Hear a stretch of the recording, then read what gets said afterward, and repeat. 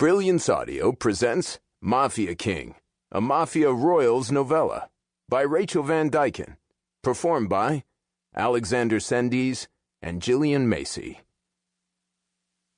I was dancing on my dad's shoes, as if I were still 14 or younger, when, really, I was 17 going on 18.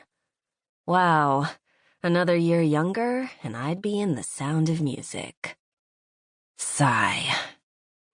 My dad was my everything. Strong, brave, compassionate. Oh, yeah, and he was sort of like a man-made killer, and doctor to the 5 families of Chicago. Shrug. But I never really saw him as this evil person. I couldn't. Not with his gentle smile, his fierce protectiveness, and the way he always looked at me like I was his world. And every single time, I believed it. Because my father may kill the bad guys to keep me safe. He may save the assassins by stitching them up.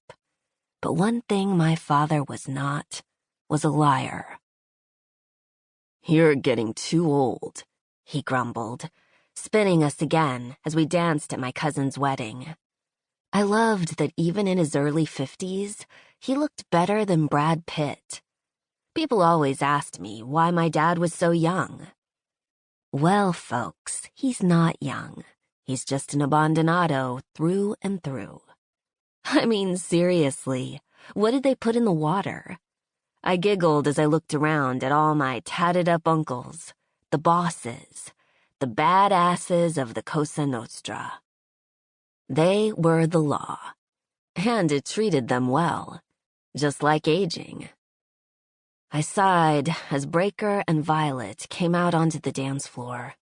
My cousin and her husband were perfect for each other, happy in every way I craved.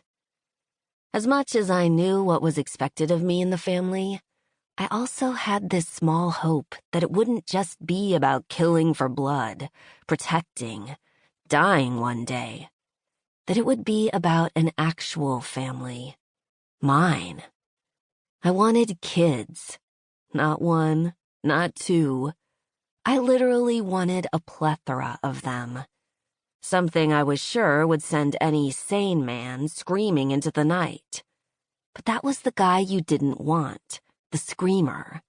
Nah, I wanted the yeller, the one who announced to everyone and everything how much he loved me, how much he loved his kid, despite having a continuous trail of ketchup down his designer shirt. I wanted the warmth, the love, what my parents had raised me in. And what I'd craved growing up. More siblings, despite all the family I already had.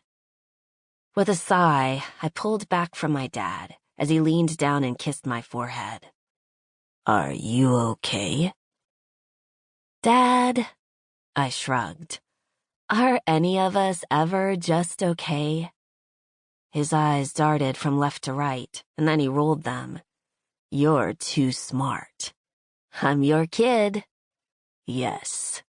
His nostrils flared, and his eyes darkened. "You are." "Dad." "Don't dad me."